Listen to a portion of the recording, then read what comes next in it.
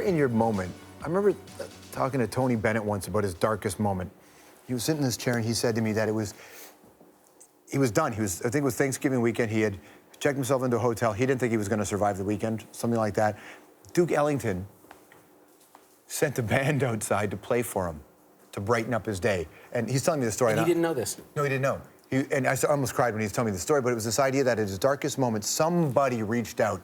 And when KRS-One, who is an important rapper, said stupid stuff, and people were jumping on you, did anybody in the game reach out to you and just say... Absolutely. Yeah? Chuck D, Public Enemy. Boy, that's what I want to hear. My man. He was going to sign me to Death Row before I signed to SBK. I mean, Really? to, not Death Row, to Def Jam. Yeah. And, you know, the whole thing is, that's another story.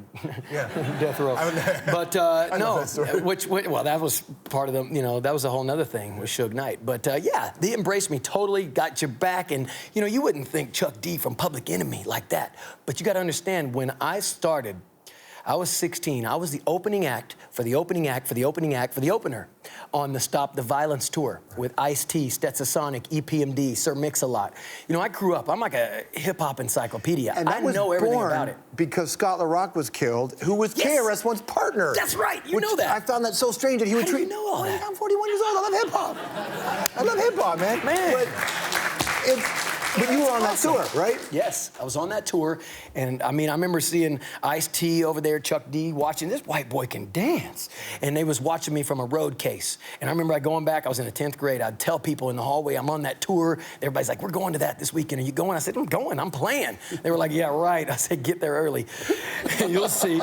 But, you know, yeah, so I did that, and you know, he's always had my back ever since. I've recorded songs with him and everything. I still stay in touch with him, and I got lots of respect from the hip-hop community. You know, of course, at the time, some of those people, you know, just kind of joined the bandwagon of being a target, which I was, and I accept all that, you know? You have to swim through the trench to get to the other side.